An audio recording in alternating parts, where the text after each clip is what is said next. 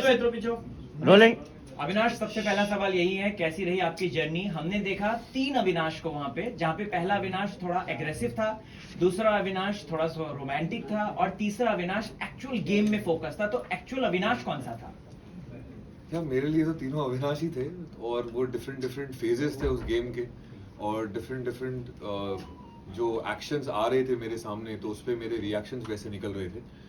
पहले 2 हफ्ते में तो मुझे जनता कहा गया तो वो टैग मिला, तो उसके बाद जब उससे उभरा तो मुझे फेंस सिटर कहा गया, फिर उससे उभरा तो फिर जाके ऐसा मैंने सुना अंदर पूजा जी ने मुझे बोला कि मुझे तुम्हारा प्रोग्रेस दिख रहा है, गेम में तुम्हारा प्रोग्रेस बिल्कुल ऐसा है।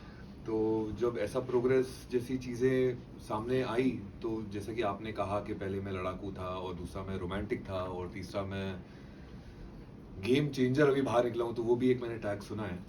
तो जो भी है वो मेरी पर्सनालिटी का ही हिस्सा है और वो मैंने ग्रेसफुली एक्सेप्ट किया है। अगर आप ये 3 अविनाश को देखें हैं तो तीनों अविनाश मेरा ही हिस्सा थे। मैं किसी से नकारूंगा नहीं और ना नहीं बोलूँगा कि नहीं ऐसा मुझे तो नहीं लगा। डेफिनेटली यस, मैं जैसा दिखा हूँ वो मैं हूँ।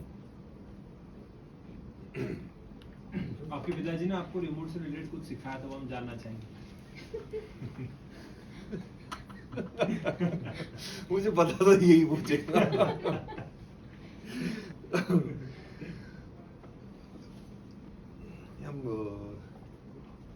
वो ज्ञान व्यान साइड में बहुत इंपॉर्टेंट चीज है।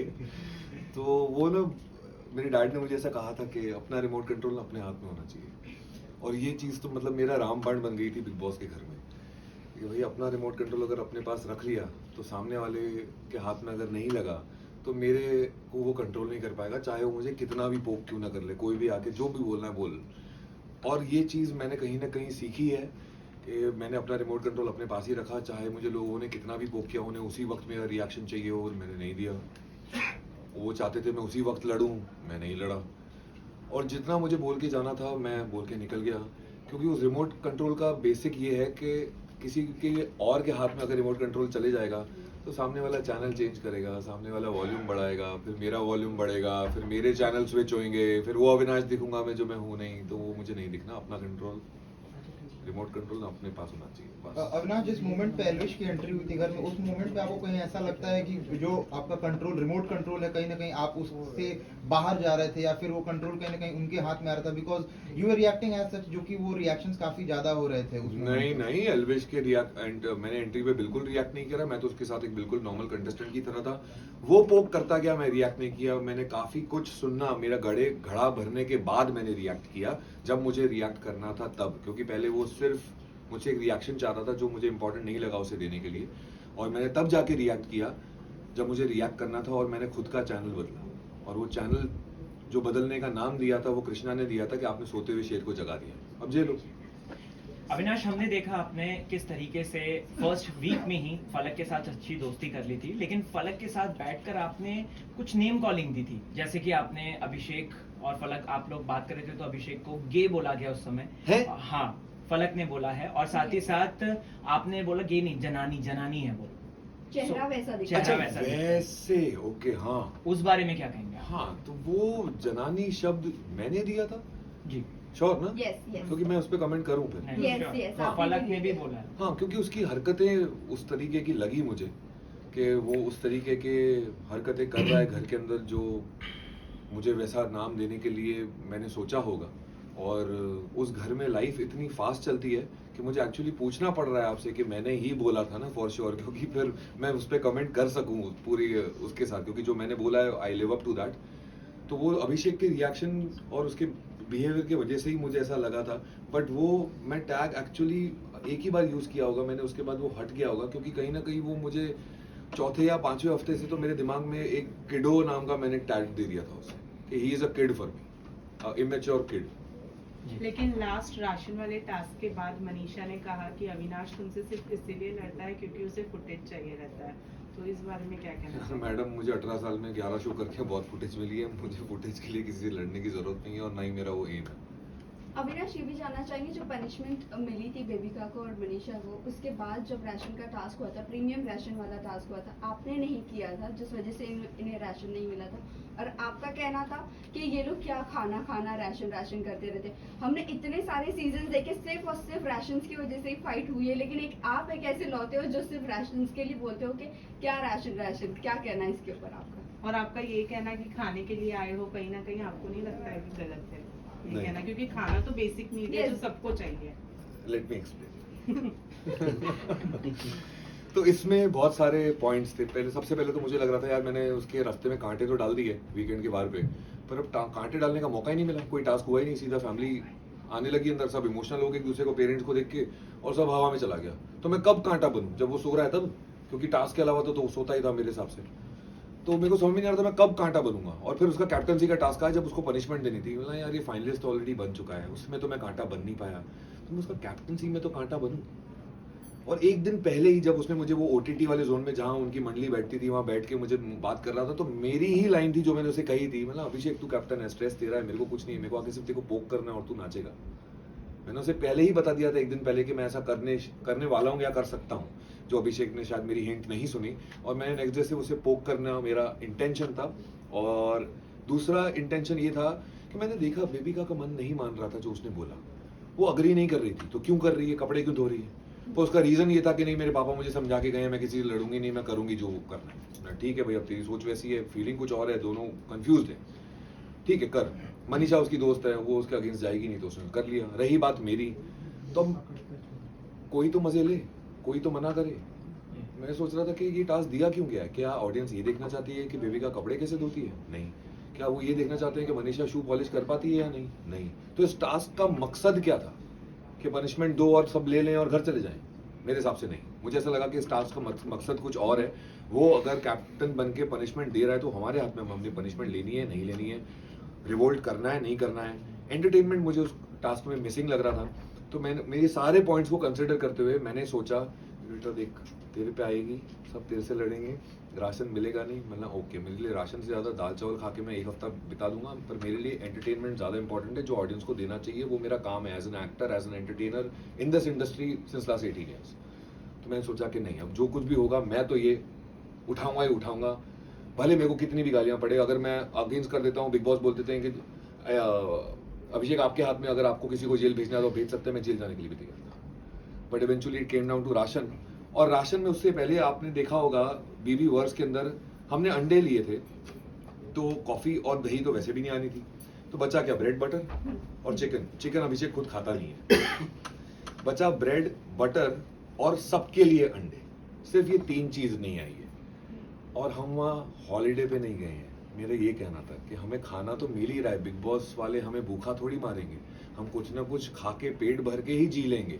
बट उनका ये कहना था कि उन्हें कॉफी चाहिए थी, उन्हें बटर चाहिए था, मुझे ब्रेड चाहिए थी। तो मेरा ये कहना था कि भाई क्या ration ration ration ration ration लगा के रखा है, कभी दाल चावल नहीं खाए हैं क्या 8 दिन तक? That was the topic. Avinash, हमने देखा जिस तरीके से अभिषेक को आपने पहले कैप्टनसी से आउट किया था और जिया को कैप्टन बनाया था, तो कहीं ना कहीं अभिषेक उससे चिढ़ गया था। और ये एक पैटर्न देखा गया है कि अभिषेक को हार बर्दाश्त नहीं हो पाती और वो कहीं ना कहीं रिवेंज मोड लेता है। Do you feel the same? Because as a जनता हमने ये ऑब्जर्व किया है। यस, ये मैंने सलमान सर को भी बोला था जब वो अभिषेक और मैं एक दूसरे को एडजेक्टिव्स दे रहे थे कि इसमें ये है, इसमें वो है, तब मैंने सलमान सर को बोला था कि सर इसमें ना बहुत कॉम्पिटिटिवनेस है, जो कि एक अच्छी बात है, लेकिन जैसे ही मैंने उसे वो सत्ता से हटाया था कैप्टनसी की, मुझे उसके अंदर ना उसका चेहरा एकदम, एक बच्चे का चेहरा होता है ना, उसके हाथ से अगर खिलौना छीन लिया जाए तो कैसा चेहरा हो जाता है, उसका चेहरा वैसा हो गया था। और उससे सडनली मुझे एक जेलसी फैक्टर दिख रहा था कि अविनाश नहीं, क्योंकि वो बहुत ही ओवर कॉन्फिडेंट था कि बजर मेरे सिवा तो अलावा कोई बजा ही नहीं पाएगा। और एक्चुअली वैसा हो रहा था क्योंकि उसकी हाइट ज्यादा है, उसके हाथ पैर लंबे हैं, और वो इतना ही करे तो बजर दब जा रहा था। मैं थोड़े ही इंच कम हूं उससे, बट एक्सपीरियंस ज्यादा है। तो मैंने अभिषेक को ये मुंह पे बोला, मैंने भाई हाइट तेरी ज्यादा, हाथ पैर तेरे लंबे, कॉन्फिडेंस तेरा ज्यादा। तो मैंने अपने आप से पूछा कि मेरे पास ऐसा क्या है जो अभिषेक के पास नहीं है, और मेरे जहन ने मुझे एक ही जवाब दिया, फोकस। और मैं उसी पे लगा हुआ था, फोकस, तभी वो 3 बार बजर मैं दबा पाया। और उसके बाद मैंने अभिषेक को निकाला, मनीषा को निकाला और जिया को निकाला। So it took a lot of efforts to do that. और जिया को मैं कहीं ना कहीं ये प्रूव करना चाहता था कि ऐसा नहीं है कि वो नॉमिनेशन की वजह से या ये रियलिटी शो की वजह से कि मैं तेरे साथ दोस्ती नहीं निभाऊंगा। मैंने उसे उसी वक्त बोल दिया था, once I am all in, I am always on. Jiya की बात करें तो पहली बार जब आपने उसको नॉमिनेट किया था तभी उसे पैनिक अटैक आता है। उसके बाद आपने उसकी भरपाई करी कैप्टन बनाकर। उसके बाद आपने उसको फाइनलिस्ट भी बनाने की कोशिश करी। नहीं, उसके बाद उसने भरपाई दूसरी बार करी, मेरे को वापस नॉमिनेट कर दिया। यस हाँ। हाँ, तो वही कहना था, जो एंड ऑफ द मोमेंट उसने जो नॉमिनेट किया, दो जन को जब बुलाकर नॉमिनेट करवा रहे थे, what is your take on that कि इतनी कंफ्यूज है जिया? क्या जिया सिर्फ अब सेल्फिश बन गई है अंदर? इस पे एक क्वेश्चन और ऐड कर रहा हूँ जिया के ही। अभिया एक ऐसा हैशटैग जो सामने आया है, यूजुअली नहीं बोला जाता है, जो बाहर चल रहा होता है, लेकिन वहां पे कहीं ना कहीं एक हिंट दिया गया कि एक चल रहा है। उसके बाद से हमने देखा कि जिया कंटिन्यूअसली अभिषेक के साथ इन्वॉल्व हो रही है, आपको नॉमिनेट कर रही है या फिर आपके खिलाफ जा रही है, चीजें कर रही है। उस चीज को लेकर क्या कहना है? यार जिया ने जो कुछ भी किया वो उसकी सोच थी, वो उसकी पर्सनालिटी थी, वो सोच उसके दिमाग से आई, किसी ने उसको इन्फ्लुएंस नहीं किया। तो जो आया उसके जहन के अंदर से आया ना। But do you feel betrayed? Like एक मिनट, एक सेकंड। तो जो भी आया उसके अंदर से आया, वो जिया की सोच थी। अगर किसी और के कहने से करती तो मैं बोलता कि इन्फ्लुएंस हो गई, बट नहीं, जो कुछ भी सोचा वो उसने खुद सोचा।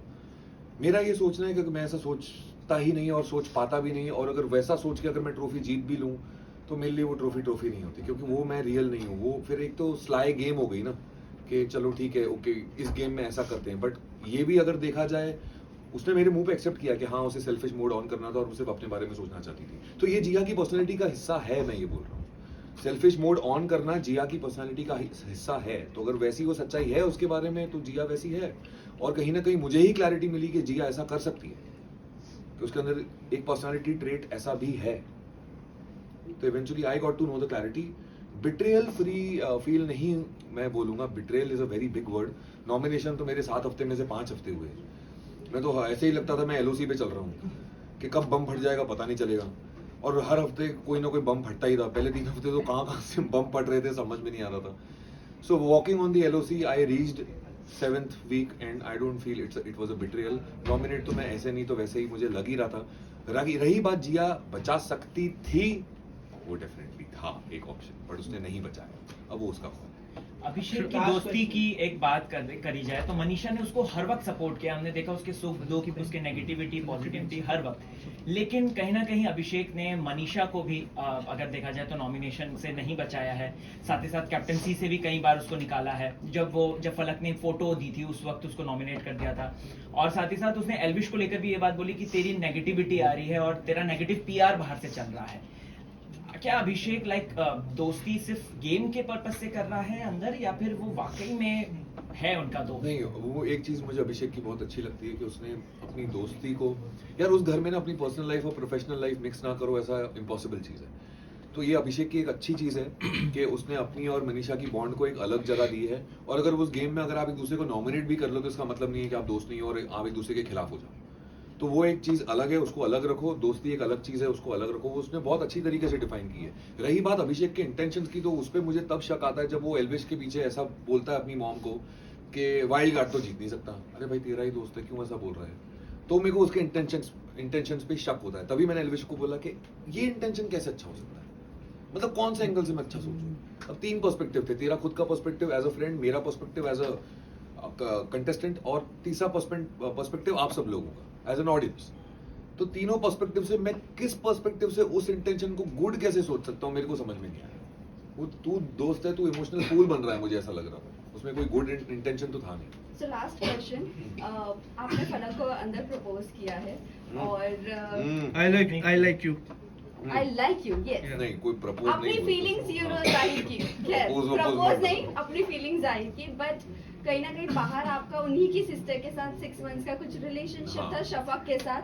तो क्या कहना चाहोगे, ये जर्नी को आप कैसे कैरी ऑन करोगे अगर फलक को इस चीज में नाज हो, वो हो, तकलीफ हो कि एतराज हो कि शफक के साथ ऑलरेडी आप थे? अभी पहली मेरे बात तो शफक और मेरे बीच में कुछ था नहीं।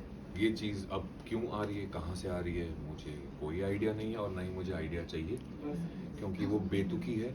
मैं और शफक एक टेली फिल्म में साथ में थे, जो स्टार प्लस पे टेलीकास्ट हुई थी, 10 या 12 टेलीफिल्म बनी थी, उसके लिए हमारा 20-25 दिन का आउटडोर था महाबलेश्वर में। और हमारी टेलीफिल्म की सबसे ज़्यादा टीआरपी आई थी। वो एक रोमांटिक टेलीफिल्म थी, वो एक बहुत अच्छा शूट था, वो आज भी मैं मिस करता हूँ, इतना अच्छा शूट था वो। और वो सब साथ में ही रह रहे थे, तो उस वक्त समीर शर्मा भी मेरे साथ उसी शो में था, जो अब नहीं रहे। तो हमारा एक बहुत ही अच्छा बॉन्ड बन गया था कास्ट के बीच में, डायरेक्टर से लेके पूरे टास्क, जो बैक ऑफ द कैमरा जितने भी टेक्नीशियंस थे, क्योंकि हम सब साथ में रहते थे। तो उस वक्त का ही ये दौर है, और वो चीज़ अब क्यों आ रही है 11 साल बाद, कहाँ से आ रही है, क्यों आ रही है, और उसे तवज्जो क्यों दिया जा रहा है, मुझे नहीं पता। ऐसा कुछ भी नहीं है। It's a complete surprise for me. फलक ने भी मुझसे ये कल पूछा, तो फलक को भी नहीं पता था और मुझे भी नहीं पता था, तो वी हैव नो आइडिया। और फलक को इस चीज़ से कोई फ़र्क नहीं पड़ता, उसने बोला, क्योंकि वो सही है ही नहीं, और मुझे भी कोई फ़र्क नहीं, इससे कोई फ़र्क नहीं पड़ता, क्योंकि वो सही है ही नहीं। ओके सर, एक last question, who is Elvish for you? कैसा बंदा है आपके लिए एल्विश? यार एल्विश गेम में कुछ और था, घर में जाते जाते कुछ और नजर आया। उसका हक टच कर गया मेरे को। उसने जब एंड में हक किया ना, तो वो बहुत ही जेन्युइन था, क्योंकि मैंने कोशिश की उसे समझने की, मैंने एक्स्ट्रा एफर्ट्स डाले उसे समझने की, जबकि वो तो मुझे गालियां दे रहा था और वो मुझे गंदी लैंग्वेज यूज़ कर रहा था, जो कि मुझे समझ में भी नहीं आती वो बोल क्या रहा है। बट फिर भी मुझे ऐसा लगा कि मुझे कोशिश करनी चाहिए। ऐसा नहीं होना चाहिए कि अविनाश ने तो कोशिश ही नहीं की समझने की एल्विश को।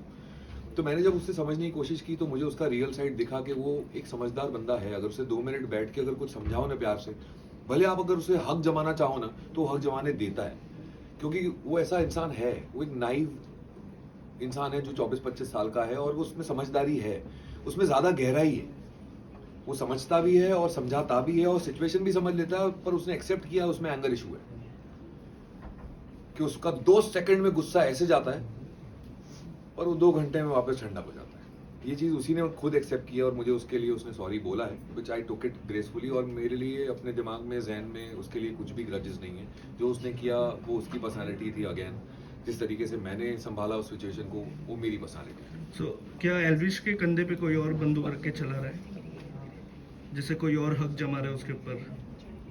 एल्विश पे मुझे नहीं लगता एल्विश किसी को हक जमाने देगा, बट एल्विश कहीं ना मैंने महसूस किया है कि जब वो मनीषा और अभिषेक के साथ होता है, तो मैं उसे पीयर प्रेशर बोलूं या कम्युनिटी प्रेशर बोलूं, कि अभिषेक अपने आप को एक तौर तरीके से रिप्रेजेंट कर रहा है, तो मुझे भी इस तरीके से अपने आप को रिप्रेजेंट करना चाहिए जो मेरे फोटा है। मनीषा अपने तरीके को इस तरीके से एस्टैब्लिश कर रही है, तो मेरा फोटे क्या है, मैं हरियाणवी हूँ, तो मुझे इस तरीके से अपने आप को दिखाना चाहिए।